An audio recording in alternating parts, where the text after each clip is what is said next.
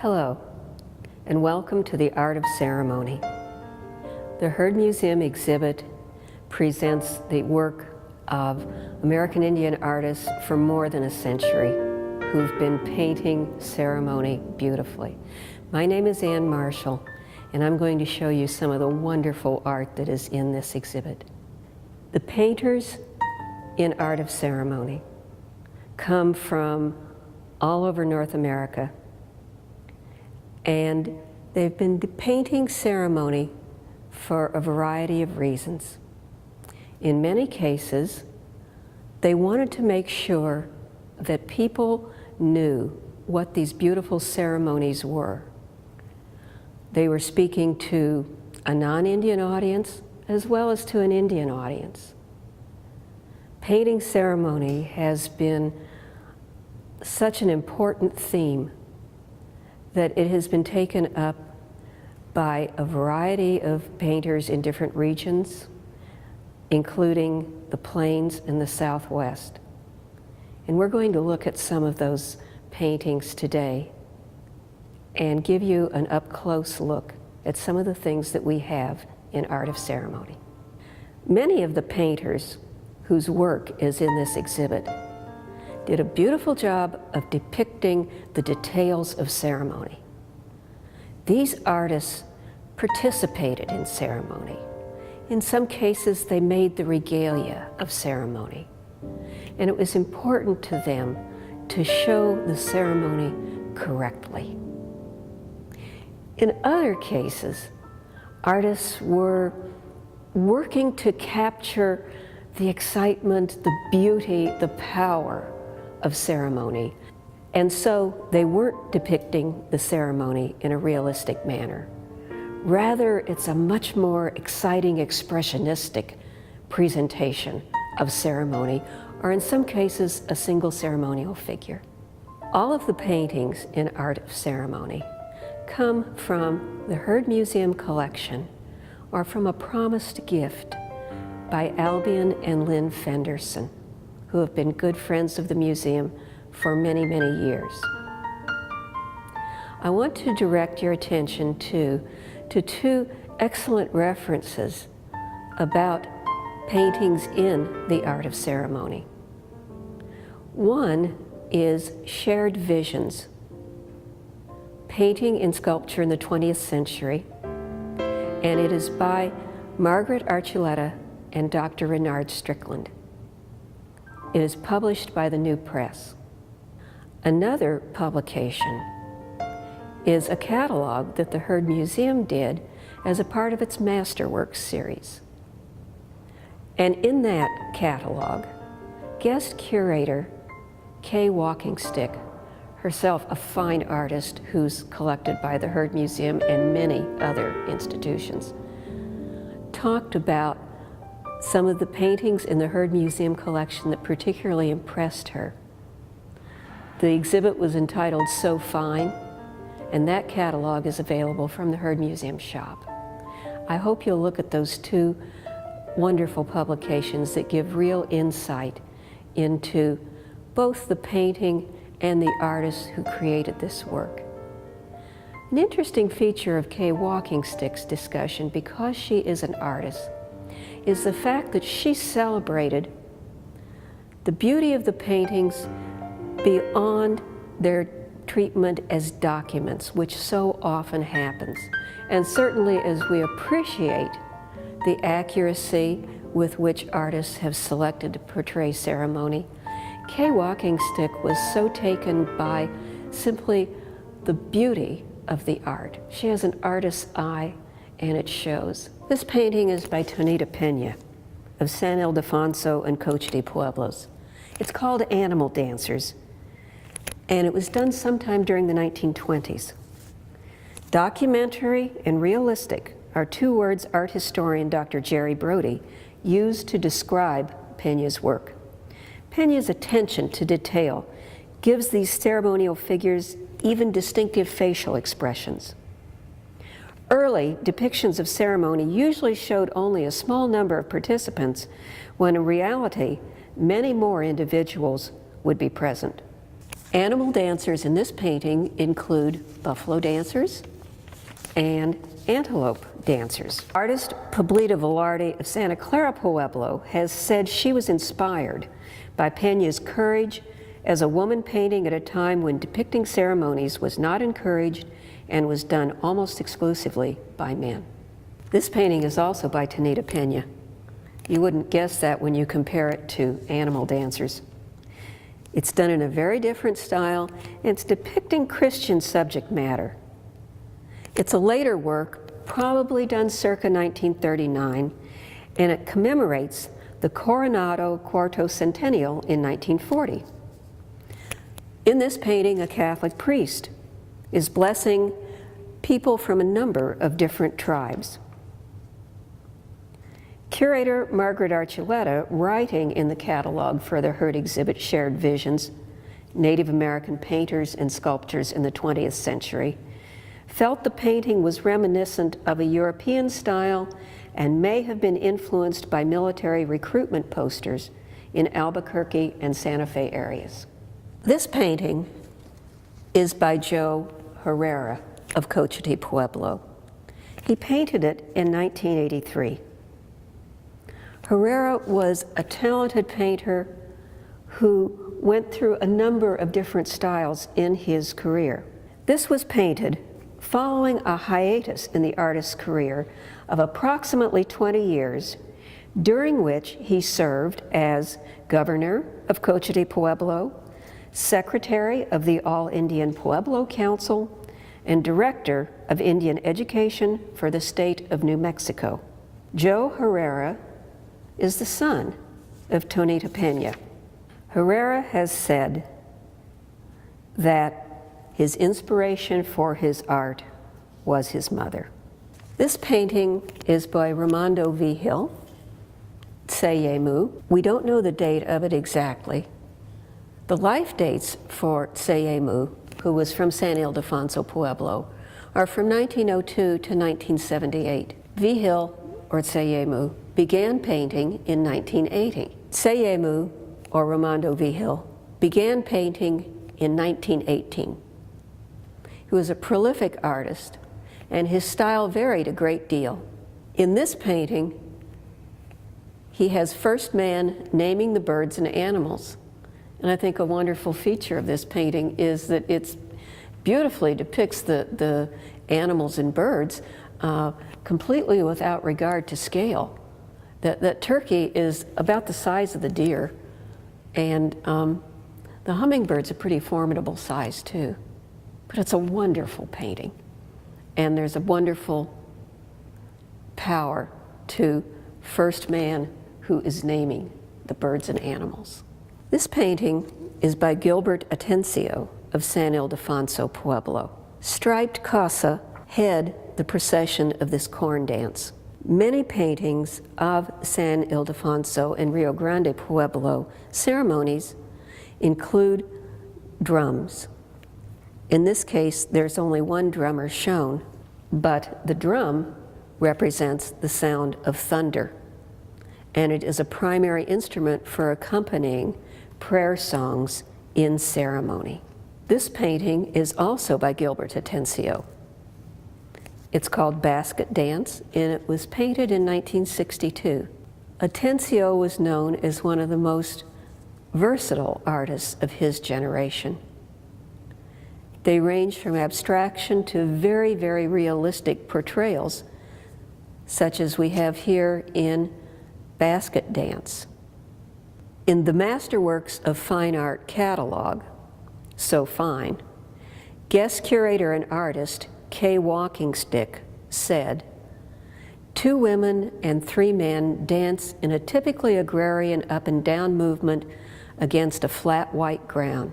The foot line denotes earth and contains dancers in their sacred space." This beautiful painting was done by Hopi artist Freb Cabote. It's called Butterfly Water Drinking Dance, and it was done in 1925. And it's a beautiful example of the talent of this amazing artist. Artist and guest curator Kay Walkingstick included this painting in the Heard Museum's Masterworks series. She noted that Capote created shadows that suggest strong sunlight around the dancing figures. She saw this as transforming a flat beige background into a Pueblo plaza that is sunlit. She saluted Capote's ability to convey so much energy as well as portray exquisitely painted information in his works. This painting is by Otis Pueblo, and it's called Sheep Dance. Pueblo is Hopi. His life dates are 1902 to 1981. He presents an abundance of icons around the mountain sheep figures. He has rainbows, he has rain clouds, and he also has corn plants at the foot of the ceremony. Otis Pueblo not only knew precisely the regalia for ceremony, but he could weave that regalia as well. And we have in the exhibit a sash, a brocaded sash that Otis Pueblo wove. This painting is called Ceremonial Cave, and it's by Delmar Bonney, San Carlos, Apache. It was painted in 1984 for one of the Heard's invitational painting exhibits. In this painting, Bonney has depicted an episode from the Western Apache version of the creation story, as told by Apache elder Rudolph Kane. In the story, a young boy and his spotted dog are hunting deer in a time of famine, when the people have not been living the right way. The boy and dog find a cave that is the underground home of the Gan. Ultimately, the boy becomes one of the Gan, and the transformation leads the people to pray and return to the right way of living. If you would like to hear more of this story, it is told as a part of Words and Places, Native Literature from the American Southwest, that was a joint program with the University of Arizona and KUAT. Dr. Larry Evers, professor at the University of Arizona English Department, was the producer of the program. This painting is called Apache Fire Dance, and it is by the very well-known and respected Chiricahua Apache artist Alan Hauser. Hauser was a master painter and sculptor. In this painting of the fire dance, done in 1968, fire is really an incredible force in the power of this painting. The Gan and the spectators at the ceremony are lighted by the orange glow of the fire. Artist Kay Walking Stick, in looking at this painting, saw the style as reminiscent of the futurist movement of 1930s Italy. She said, "Everything seems to move. The air seems actively to swirl around the fire." This painting by Dan Dominga, Tewa Hopi artist, is a wonderful example of the abstraction that artists moved toward in the latter part of the 20th century. This was done in 1995, and it's called Symbolism 3. In it, you can see fragments of Katsinam and spiral migration symbols that evoke spirits and stories of the Hopi set against a night sky. Commenting on the borders of a similar painting, the artist said in Thomas Hoving's book, The Art of Dan Dominga, "Blue is for night or late evening. It's a landscape element in a sense too, and also refers to one of the Hopi cardinal direction colors. Blue is west. I like that blue, it reminds me of night." This painting is by Tohono O'odham artist Michael Chiago. and it was painted in 1990. It's called Vikitha Dance, or Great Spring Harvest Dance. Spring harvest? Yes. In the desert there are 2 growing seasons, and this dance celebrates the harvest of winter foods. It features figures who are hunters, who wear masks of canvas and turkey feathers. The figure in front is a hunter who is supposed to carry his weapon in the wrong hand to distract the animals. Figures and masks made of painted gourds accompany the hunters, making noise. The artist remarked that the figure with the cloud symbol really doesn't belong in this ceremony, but it's certainly an indication of the importance of rain in the desert. In 1971, Michael Chiago began painting scenes of autumn village life and ceremony, and has participated personally in many of the ceremonies. This painting is by Harrison Begay, Navajo. It's not titled, but it shows a scene from a portion of the Inamue ceremony, a healing ceremony held during the summer months for the purpose of restoring balance and healing to those who have served in war. Artist Kay Walking Stick selected this painting for the Masterworks of Fine Art exhibit. In her catalog, she noted the challenge of painting so many interacting, individualized figures while balancing the shapes and colors. She felt that emphasis on such paintings as part of the ethnographic record has caused people to overlook their high degree of aesthetic quality, which, in her opinion, exceeded the ethnographic narrative. This painting is called Peyote Road Man. It's by Carl Sweezy. Carl Sweezy was one of the early Plains artists who considered themselves to be professional artists. This painting was selected for the Shared Visions exhibit, curated by Margaret Archuleta and Dr. Renard Strickland. In their catalog, it commented that it is more characteristic of the Euro-American portrait photograph style than the more traditional painting being done by other native artists of the period who favored figures in powwow regalia in action poses. This painting is by Yankton Sioux artist Oscar Howe. This painting is by Yankton Sioux artist Oscar Howe. It's called Ghost Dance, and it was painted in 1960. This semi-abstract watercolor painting merges figures in the dance with the flames of the night ceremony, Ghost Dance. This dance arose in the 1870s at a horrible time in history for Native peoples and promised the revival of Native cultures and the defeat of the Anglo culture. Howe was one of the first Plains artists to move away from attempts to realistically depict ceremony. He was vocal and eloquent in his rejection of the accepted format for depicting ceremonial figures. His interest did not lie with the traditional documentary precision of earlier artists, but the more abstract evocation of the power and spirit of the ceremony. This painting is by Ruth Blaylock Jones, Shawnee, Delaware, Peoria cultures, and it's called Shell Shaker. Jones painted this in 1967.